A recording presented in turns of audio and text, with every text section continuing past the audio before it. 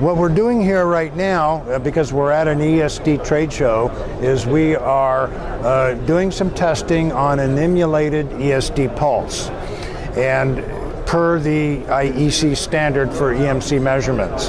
So what we're looking here in the upper left-hand corner is the EMC pulse. We have 3 histograms that are histogramming the rise time, the fall time, and the pulse width. And by definition, the rise and fall times in ESD measurements are 0 to 100% of the amplitude. We're also got 3 amplitude measurements after the ESD pulse decay. And that is also specified by the EMC standard on how to make these measurements. And we are displaying these measurements here with statistics and histograms.